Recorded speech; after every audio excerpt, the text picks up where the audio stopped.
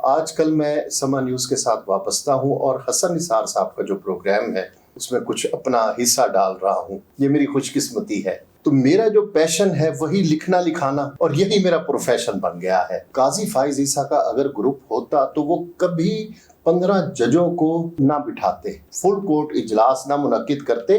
جمہوریت خون کی طرح گردش کر رہی ہے ان کے جسم میں. ایک شخص جو کہ کونسلر بننے کا اہل نہیں تھا, پنجاب کا وزیر خزانہ بنا, پھر وزیر اعلیٰ بنا, 3 بار کا وہ وزیر اعظم بنا. اور کتنی گنجائش چاہیے, بس کر دیں.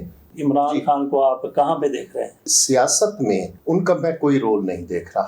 9 مئی کے واقعات پیش آئے ہیں, اس کے بعد بہت گنجائش پی ٹی آئی کی تو کم ہوئی ہے, دوسرے شعبہ زندگی وہ بھی محدود ہو گئے ہیں. سیاستدانوں کی سیاست محدود ہو گئی ہے, صحافیوں کی صحافت محدود ہو کر رہ گئی ہے. بسم اللہ الرحمن الرحیم. آج ہمارے مہمان ہیں اطہر اقبال ملک. ابن صحرا کے نام سے اپنا تعارف کرواتے ہیں, اسی نام سے لکھتے ہیں. ان سے پاکستان کی سیاست کے حوالے سے بات کریں گے. جس طرح سے میاں نواز شریف صاحب سعودی عرب پہنچ چکے ہیں لندن سے پاکستان آنے کے لیے, وہ پاکستان کب آتے ہیں, آ کر کیا کریں گے. اس کے ساتھ ساتھ ہم بات کریں گے قاضی فائصہ صاحب کی, ان کے فیصلے کی, اور قاضی فائصہ صاحب کے گروپ کی جس کو بہت بڑی شکست ہوئی ہے ایک معاملے میں, اس پر بات کریں گے. اس کے ساتھ ساتھ پاکستان کی سیاست کو کس طرح سے نظر انداز کیا جا سکتا ہے اس پر بات کریں گے. جنرل عاصم منیب صاحب پاکستان کے لیے کیا کرنا چاہتے ہیں, ابن صحرا سے یہ بھی پوچھیں گے. لیکن سب سے پہلے ان سے پوچھتے ہیں ان کے بارے میں کہ کس طرح سے ابن صحرا اپنا تخلص رکھا یا نام رکھا, اور اسی نام سے متعارف کرواتے ہیں. کہاں کے رہنے والے ہیں, کہاں سے ہو کر کہاں تک پہنچے ہیں جناب ابن صحرا صاحب؟ جی بہت شکریہ. یہ میں نے نہیں نام رکھا, یہ نام رکھا ہے معروف کالم نگار اور دانشور مدبر حسن نثار صاحب نے. میرا تعلق جو کہ بہاولپور سے ہے اور بہاولپور کے متصل چولستان ہے, تو انہوں نے جب ان سے ایک تعلق خاطر استوار ہوا اور انہوں نے میری تحریریں پڑھیں, اور میرے استاد ہیں وہ, تو انہوں نے پھر تجویز کیا کہ میں تمہارا نام ابن صحرا رکھتا ہوں اور تم اس کے ساتھ ہی لکھنا. تو وہ دن گیا اور آج کا دن آیا. میں نے ابن صحرا کے نام سے ہی کالم لکھے ہیں اور آج تک لکھ رہا ہوں. اچھا, پروفیشن آپ کا کیا ہے؟ میرا پروفیشن دراصل بلیسنگ یہ ہوتی ہے کہ بندے کا پروفیشن اس کا پیشن ہی پروفیشن بن جائے. جی. تو میرا جو پیشن ہے وہی لکھنا لکھانا اور یہی میرا پروفیشن بن گیا ہے. تو یہ بہت بلیسنگ ہے میری. اور اس کے علاوہ جو علم الغذا کے حوالے سے, ہومیوپیتھک کے حوالے سے میری ریسرچ ہے, اور وہ میں نے ڈپلومہ بھی کیا ہوا ہے. تو اس وجہ سے ڈاکٹر بھی لگاتا ہوں میں اپنے نام کے ساتھ, تو ہومیوپیتھک کی وجہ سے. اچھا, میڈیا میں آپ ہیں آج کل سما نیوز سے میں وابستہ ہوں. سما نیوز سے پہلے میں دن نیوز میں تھا ایز این اینکر, اس کے بعد میں نے جوائن کیا دنیا نیوز ایز این اینکر. آج کل میں سما نیوز کے ساتھ وابستہ ہوں اور حسن نثار صاحب کا جو پروگرام ہے بلیک اینڈ وائٹ, وہ میں ایز اے سینئر ریسرچر میری ذمہ داریاں ہیں کہ وہ میں اس میں کچھ اپنا حصہ ڈال رہا ہوں. یہ میری خوش قسمتی ہے کہ مجھے حسن صاحب سے سیکھنے کا موقع مل رہا ہے. اچھا, آپ نے بتایا کہ آپ کا تعلق بہاولپور کے چولستان سے ہے. بہاولپور سے ہے اور بہاولپور سے متصل چولستان. اور کون سا علاقہ اس میں؟ بہاولپور شہر میرا شہر ہے. ٹھیک ہے. تو لکھویرا صاحب کے توسط سے میری ابن صحرا صاحب سے ملاقات ہوئی تھی, واقفیت ہوئی تھی, دوستی ہوئی. تو لکھویرا صاحب کے بارے میں آپ کیا جانتے ہیں, کیا کہنا چاہیں گے؟ لکھویرا صاحب ایک ہمہ جہت شخصیت ہے. وہ شاعر بھی ہیں, وہ ادیب بھی ہیں, وہ صحافی بھی ہیں, وہ دانشور بھی ہیں, اور سب سے بڑھ کر مہربان دوست اور شفیق انسان ہیں. جو ان سے ملتا ہے بس انہی کا ہو کے رہ جاتا ہے، اور وہ لوگ بدقسمت ہیں کہ وہ ایک زندگی میں انہیں موقع ملا ہو اقبال حسین لکھویرا صاحب جیسے کی چھتر چھاؤں میں بیٹھنے کا، اور پھر وہ وہاں سے اٹھ گئے ہوں۔ صحیح ہے، وہ آپ کے لہجے سے نا بالکل پتہ چلتا ہے کہ لکھویرا صاحب کے ساتھ آپ کی کتنی لیک سلیک ہے، کتنے آپ قریب ہیں ایک دوسرے کے، یا پھر یہ وجہ ہے کہ ایک ہی علاقے کے آپ رہنے والے ہیں؟ بس یہ وہ لکھویرا صاحب کیا بات ہے ان کی، تو میں بہت اچھا، تو ہم admire ابھی آ جاتے ہیں پاکستان کی سیاست کی طرف، جس معاملے پر ہم نے سب سے کم بات کرنی ہے وہ پہلے کر لیتے ہیں، اس کے بعد پھر نواز شریف صاحب، قاضی صاحب، پاکستان کی سیاست۔ سب سے پہلے بات کر لیتے ہیں عمران خان کی۔ عمران خان کو آپ کہاں پہ دیکھ رہے ہیں؟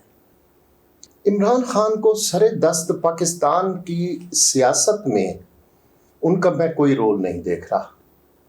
تو میں معذرت کے ساتھ اپنے ویور سے، جو اس میں بہت سارے آپ کے جتنے بھی ویورز ہیں، آپ کا جو ویلاگ ہے بہت across the country, across the world اسے دیکھا اور جانا مانا جاتا ہے۔ اس میں پی ٹی آئی کے لورز کی بھی بہت وہ ہے، لیکن جس طرح سے 9 مئی کے واقعات پیش آئے ہیں، اس کے بعد بہت گنجائش پی ٹی آئی کی تو کم ہوئی ہے، لیکن پی ٹی آئی کے ساتھ ساتھ آپ یہ دیکھیں دوسرے شعبہ زندگی وہ بھی محدود ہو گئے ہیں۔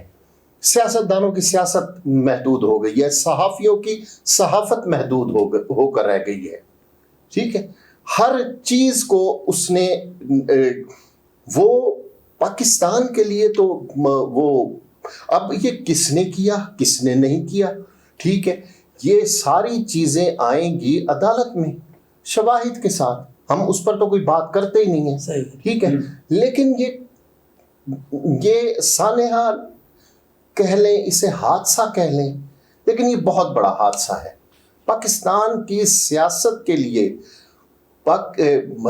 بالخصوص پی ٹی آئی کی سیاست، بالعموم پاکستان کی سیاسی، معاشی، معاشرتی، صحافتی سارے جتنے بھی دائرے ہیں ان کو 9 مئی نے بہت متاثر کیا ہے۔ صحیح۔ تو یہ بدقسمتی ہے کہ اتنی بڑی ملک کی جماعت اور پوری دنیا میں جس کے فالوورز ہوں، لورز ہوں، وہ ایک ٹکرا جائے، یعنی 9 مئی ایک اتنا بڑا وہ پہاڑ تھا جس سے وہ ٹکرا گئی ہے، تو بظاہر تو ایسے لگ رہا ہے کہ پاش بھی ہو گئی ہے، جس طرح سے وہ بھارت جو پاکستان کی سیاست ہے یہاں پہ صورتحال بدلنے میں دیر نہیں لگتی، بالکل دیر نہیں لگتی۔ سے ہم خیر کی دعا ہی کریں گے، خواہش کریں گے، ہم کسی کے لیے دعا نہیں، ہماری تو ساری دعائیں اپنے ملک کے لیے ہیں، بالکل، جو اس کے لیے بہتر ہو۔ اچھا، ابھی ہم آ جاتے ہیں ذرا پاکستان کی دوسری سیاست کی طرف۔ قاضی فیصل صاحب کا پہلے ذکر کر لیتے ہیں۔ جس طرح سے گروپ بندی ہمیں نظر آ رہی تھی عمر صاحب بندیال صاحب کے دور میں، کہ قاضی فیصل گروپ ہمیں نظر آتا تھا، ایک عمر صاحب بندیال گروپ نظر آتا تھا، اسی طرح کی یہ جو پریکٹس اینڈ پروسیجر بل تھا اس کا جو فیصلہ ہے اس میں ہمیں بالکل اسی طرح سے تقسیم نظر آئی ہے ججوں میں، بلکہ قاضی فیصل صاحب جس طرح سے ججوں کو متحد رکھنا چاہتے تھے اس میں بری طرح سے ناکام ہوئے ہیں۔ میاں نواز شریف کو وہ دینا چاہتے تھے ایک چانس کہ ان کی بھی اپیل لگ جائے، ان کو موقع مل جائے، لیکن اس حوالے سے سپریم کورٹ کے 8 ججوں نے کہا کہ نہیں، یہ معاملہ اپیل کا جو حق ہے دیا جائے گا، لیکن نواز شریف صاحب کو نہیں، ماضی سے نہیں دیا جائے گا۔ تو قاضی فیصل صاحب کے بارے میں آپ کیا کہتے ہیں کہ وہ کیوں اپنے ساتھی ججوں کو متحد نہیں رکھ سکے، یا ان کے ساتھ چلے جاتے وہ بھی؟ سب سے پہلے تو میں آپ کی رائے سے اختلاف کروں گا بہت مؤدبانہ۔ قاضی فائز عیسیٰ کا کوئی گروپ نہیں ہے، ٹھیک ہے۔ قاضی فائز عیسیٰ کا اگر گروپ ہوتا تو وہ کبھی 15 ججوں کو نہ بٹھاتے اور اجلاس، فل کورٹ اجلاس نہ منعقد کرتے اور اسے اکراس دا ٹیبل، یعنی نشر نہ اس کی براہ راست وہ نشر نہ ہوتا. ٹھیک ہے, یہ بہت بڑی بات ہے. اچھا, قاضی فائز عیسیٰ صاحب کی شخصیت کو سمجھنے کے لیے ہمیں ان کا ماضی جاننے کی بہت ضرورت ہے, ہمارے ویورز کو بھی ضرورت ہے کہ وہ کیوں, وہ ان میں اتنا جمہوری پن کیوں ہے. اس کی سب سے بڑی بات ہے ان کے خون میں جمہوریت خون کی طرح گردش کر رہی ہے ان کے جسم میں. ٹھیک ہے, ان کے والد قائد اعظم کے بہت معتمد اور جیسے کہتے ہیں نا بہت پیارے ان کے رفیق تھے, ان کے دوست تھے. اور جہاں تک میں نے ان کے بارے میں پڑھا ہے, سنا ہے, سمجھا ہے, وہ یہ ہے کہ وہ قائد اعظم کو اپنا لیڈر مانتے تھے. قائد اعظم انہیں اپنا ورکر اور اپنا بیٹا تسلیم کرتے تھے. ان دونوں میں ورکر اور لیڈر کے علاوہ ایک رشتہ باپ بیٹے کا بھی تھا, کیونکہ عمروں کا فرق بھی تھا. اور قاضی فائز عیسیٰ کے والد چونکہ اوائل عمری میں یتیم ہو گئے تھے, تو ان کو قائد اعظم میں ایک فادر فگر نظر آتے تھے. اب آتے ہیں اس جو حالیہ فیصلہ ہوا ہے, اس میں یہ ہے کہ قاضی فائز عیسیٰ چونکہ جمہوریت اور مشاورت پر یقین رکھتے ہیں, اس لیے تمام تر خدشات کے باوجود انہوں نے بہت بڑا رسک لیا. ٹھیک ہے. اچھا, کہیں انہیں جیت ہوئی, کہیں مات ہوئی, جیسے ایک حوالے سے ایک مات بھی ہوئی, لیکن انہوں نے اس مات کو بھی خوش دلی سے قبول کیا کہ بھئی اکثریت کی رائے ہے, جمہوری ملک ہے, شخصی آزادیاں ہیں, تو اس میں کیا وہ ہے, تو اس کو بہت اپریشیٹ کرنا چاہیے. یہ پاکستان میں سر دست تو جو بھی لولی لنگڑی آج تک جمہوریت چلتی آئی ہے, لیکن اس فیصلے کے بعد جمہوریت کے لیے ایک بنیاد رکھ دی گئی ہے, یہ بنیاد کا پتھر ہے. جی, ہماری یہ خواہش ہے کہ اس فیصلے کو مسلم لیگ نون وہ بھی دل سے تسلیم کر لے. تسلیم کرے نہ کرے جی, لیکن فیصلہ ہے, یہ فیصلہ ہے, اور تاریخ اپنا فیصلہ منوا کے رہتی ہے, آپ جانتے ہیں. جی, ابن صحرا صاحب نے ہماری رائے سے اختلاف کیا, بالکل ان کو حق ہے, ہمیں بھی حق ہے اختلاف رائے کرنے کا. یہاں پہ یہ چونکہ ٹاک شو نہیں ہے کہ میں ان کا جواب دینے بیٹھ جاؤں جی کہ قاضی فائز صاحب کے والد کو قائد اعظم نے کیا کہا تھا, کرپشن وغیرہ, ایسا ہرگز نہیں. ان کی رائے اپنی جگہ پر قابل احترام ہے. آگے چلتے ہیں. میاں نواز شریف صاحب کے لیے پاکستان کی سیاست میں کیا گنجائش آپ کو نظر آتی ہے؟ میاں نواز شریف صاحب نے 21 اکتوبر کو پاکستان آنے کا اعلان کر رکھا ہے, تو گنجائش آپ ان کی کس طرح سے دیکھتے ہیں پاکستان کی سیاست؟ دیکھیں جی, پاکستان کی سیاست میں میاں صاحب کے لیے گنجائش ہی گنجائش ہے. ایک شخص جو کہ کونسلر بننے کا اہل نہیں تھا, ٹھیک ہے, وہ کونسلر کیا پنجاب کا وزیر اعظم, وزیر خزانہ بنا, پھر وزیر اعلیٰ بنا. اس کے بعد اتنی گنجائش نکالی اس ملک کی جمہوریت اور سیاست نے کہ 3 بار کا وہ وزیر اعظم بنا. تو اور کتنی گنجائش چاہیے؟ بس کر دیں, اس سے زیادہ اور کیا گنجائش چاہیے؟ اور 40 سال 45 سال میں آپ کو ایون فیلڈ کے علاوہ 5 بر اعظموں میں جائیدادیں بنا کر دنیا کے متعدد خطوں میں سٹیل ملیں لگا کر, ٹھیک ہے, وہ ابھی تک کوئی وہ نہیں بھرا دل کے اب مزید گنجائش پیدا کرنی ہے. تو اگر عوام کرتے ہیں تو پھر بسم اللہ. اچھا, ان کی طرف سے اعلان کیا گیا ہے 21 اکتوبر کو پاکستان آنا ہے, تو آپ کو پاکستان آتے ہوئے نظر آ رہے ہیں, جیسا کہ فیصلہ بھی سامنے آ گیا کہ ان کو اپیل کا حق نہیں مل رہا, جبکہ مسلم لیگ نون کی طرف سے امپورٹڈ حکومت کی طرف سے یہ بل ہی تقریباً اس لیے بنایا گیا تھا, قانونی اس لیے بنایا گیا تھا کہ میاں نواز شریف کی 4تھی بار وزیر اعظم بننے کی راہ ہموار ہو سکے. بالکل صحیح ہے. میں نے مجھے 2 انٹرویوز کرنے کا شرف حاصل ہوا ہے ماہر قانون اور چوٹی کے قانون دان چودھری اعتزاز احسن صاحب سے. تو میں نے ان سے مستقبل کے بارے میں پوچھا, تو انہوں نے کہا کہ پاکستان واحد ملک ہے جس کے مستقبل کے بارے میں آپ نہیں کوئی پریڈکشن دے سکتے, کل کا کوئی پتہ نہیں ہے. لیکن سر دست میں آپ کو یہ بتاؤں کہ اگر یہ مل بھی جاتی, یہ جو فیصلہ آیا ہے اس میں اپیل کا حق انہیں مل بھی جاتا، وہ بری بھی ہو جاتے، سب کچھ ہو جاتے، لیکن اب وہ عدالتوں کے نہیں، وہ عوام کے قیدی ہیں۔ اب عوام نے انہیں قید کر لیا ہے اور انہیں قید کر کے وہ پوچھ رہے ہیں کہ 40-45 سال آپ نے جو ہمارے ساتھ کیا ہے، ٹھیک ہے، یہاں نہ ایک آپ ڈھنگ کا ہاسپٹل بنا سکے، جس میں اپنا ہی علاج کروا لیتے، جس میں کم از کم اپنا ہی علاج کروا لیتے، اور ان کے تو کتوں کا علاج بھی باہر ہوتے ہیں، اپنے تو چھوڑ دیں، ان کے جانوروں کے علاج باہر ہوتے ہیں، ٹھیک ہے۔ اب عوام نے اندیکھی سلاخوں کے پیچھے رکھ لیا ہے نواز شریف کو، اور وہ پوچھ رہے ہیں، اور اسی طرح یہی سوالات مولانا فضل الرحمان اور آصف زرداری وغیرہ ان سے بھی ہو رہے ہیں، اور پی ٹی آئی سے بھی جو انہوں نے 4.25 سال جو ہو گیا ان سے بھی سوال پوچھ رہے ہیں۔ عوام میں اب یہ شعور آ گیا ہے کہ وہ سوچ سکیں کہ اسی عطار کے لونڈے سے دوا لینی ہے کہ جس کے سبب وہ بیمار ہوئے۔ تو اس لیے مجھے نہیں لگتا کہ نواز شریف کا کوئی مستقبل ہو اب سیاسی۔ ہاں، ان کی جماعت رہے گی، ان کی جماعتیں، سیاسی جماعتیں نہ راتوں رات بنتی ہیں نہ راتوں رات ڈھہ جاتی ہیں، وہ رہتی ہیں، لیکن یہ جو لیڈر ہیں یہ اپنی چاشنی، اپنی جو چمک ہے یہ کھو دیتے ہیں۔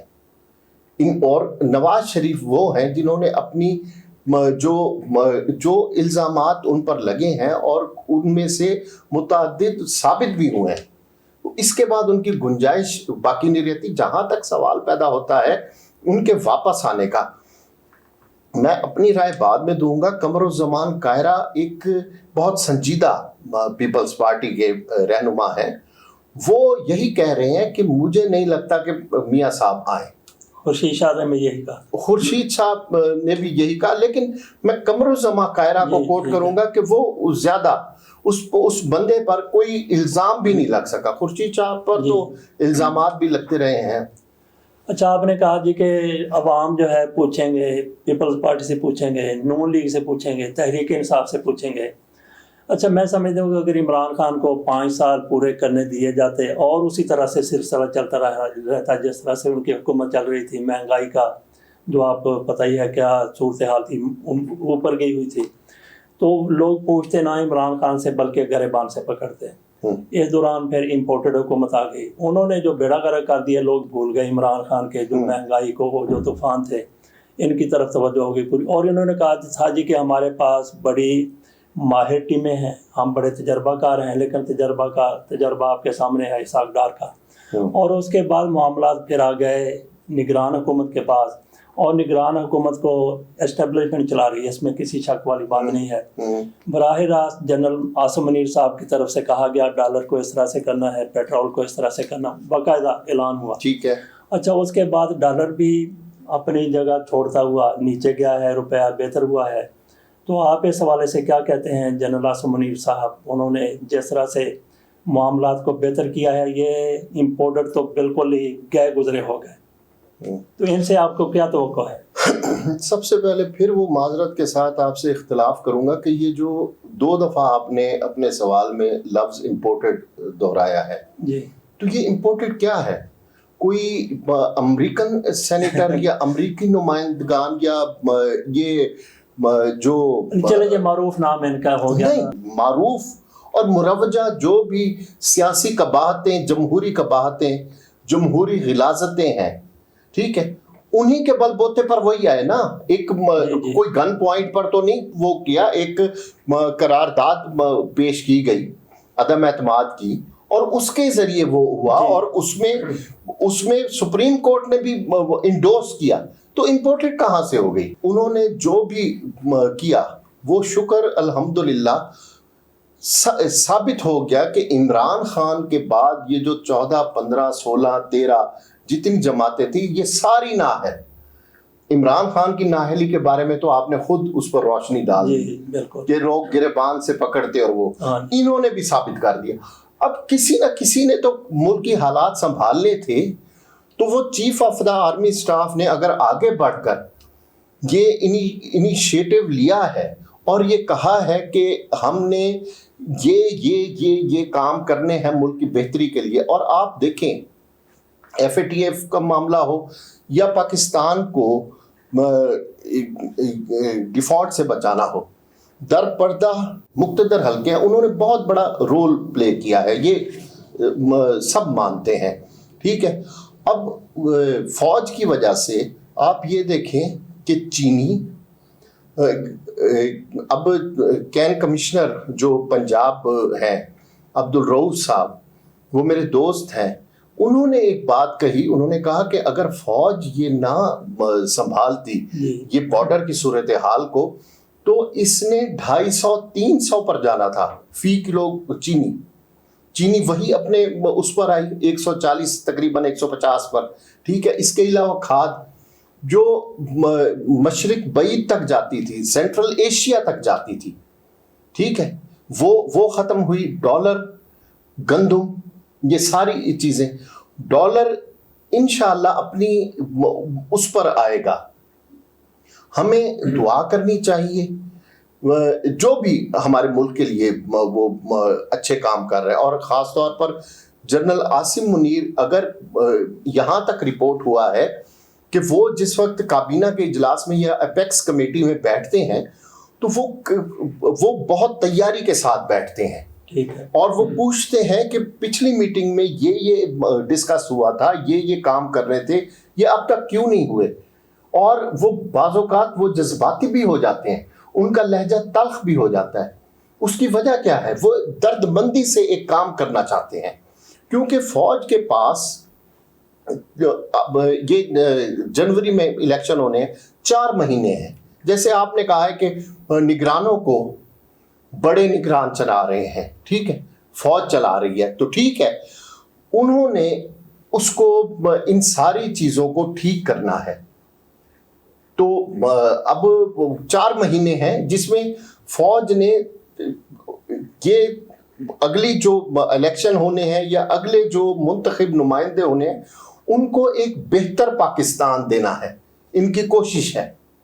اچھا, ویسے آپ کو انتخابات ہوتے ہیں جس طرح سے لوگوں کی طرف سے افواہیں بھی ہیں, افواہیں کہیں گے اس کو, جی یہ تو سیٹ اپ کوئی سال کے لیے 1.5 سال کے لیے ہے, تو آپ کو یقینی نظر آ رہے ہیں انتخابات جنوری میں ہو جائیں گے یا فروری میں زیادہ سے زیادہ؟ اعتزاز احسن صاحب کو پھر کوٹ کروں گا کہ یہاں مستقبل کے بارے میں آپ پریڈکشن کر نہیں سکتے, لیکن ایک سوال ہم اپنے آپ سے پوچھ لیتے ہیں, اگلے 4 مہینوں میں ایک ڈالر اور مزید اپنی فطری اس پر آ جاتا ہے جو اس کا ریٹ ہے, ٹھیک ہے, مہنگائی کم ہوتی ہے, بجلی کے ریٹ کم ہوتے ہیں, جس طرح بجلی چوروں کو پکڑا جا رہا ہے, گیس وغیرہ یہ سارے جو ہو رہے ہیں, ٹھیک ہے, ہمارے گردشی قرضے کم ہوتے ہیں, مہنگائی کم ہوتی ہے, پیٹرول کے ریٹ نیچے جاتے ہیں, ٹھیک ہے. اس کے بعد مجھے آپ ایک بات بتائیں, اتنی ایفرٹ کر کے تو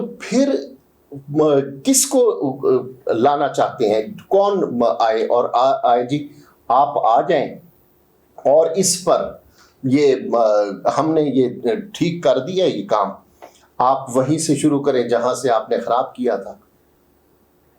تو یہ مجھے یہ سمجھ نہیں آتی, ابھی تک میں یہ سمجھ نہیں سکا. میں یہ نہیں پریڈکٹ کر رہا کہ الیکشن ہوں گے یا نہیں ہوں گے, الیکشن بے معنی ہے اس میں, ٹھیک ہے, اس صورتحال میں کہ پلیٹ آپ نے خالی کی ہے پھر بھری ہے تو پھر ان کے سامنے رکھ دی جائے کہ آئیں جی آپ وہیں سے شروع ہو جہاں سے آپ نے وہ کیا. جی, تو پھر مولانا فضل الرحمان ٹھیک کہتے ہیں کہ انتخابات ابھی نہیں ہونے چاہیے, وہ اس سے پہلے ٹھیک کر لو.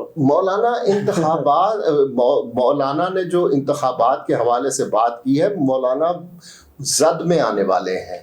اچھا جی, یہ جو ابھی تو دیکھیں نا, ابھی تو جسٹس بندیال بہت اچھا کام یہ کر گئے ہیں کہ نیب کے حوالے سے جو فیصلہ دے گئے ہیں آخری, ٹھیک ہے, ابھی تو اس کی فائلیں کھل رہی ہیں عوان صاحب, ٹھیک ہے. ابھی تو 16 مہینوں کا جو حساب کتاب ہے نا, اچھا وہ ہونا ہے, وہ تو الگ پڑا ہے. اچھا جی, ہاں وہ بھی ہو سکتا ہے. ہاں بالکل, وہ ہو سکتا ہے نہیں, اچھا وہ ہوگا تو ملک آگے بڑھے گا. ٹھیک ہے, یعنی اس سطح پر 328 338 $340 $45 لے کر جانا یہ کوئی مذاق تو نہیں ہے. جی یہ صحیح. مہنگائی، یہ ساری چیزیں، کیا یہ جمہوری یہ پی ڈی ایم والے یہ نہیں روک سکتے تھے چینی کی سمگلنگ کو، گندم کی سمگلنگ کو، کھاد کی سمگلنگ کو؟ ڈالر جو تینوں فضائی، سمندری اور بری راستوں سے، تینوں راستوں سے ڈالر سمگل ہوئے، یہ نہیں کر سکتے تھے؟ اب جو رکے ہیں. اب جو رکے ہیں. جی.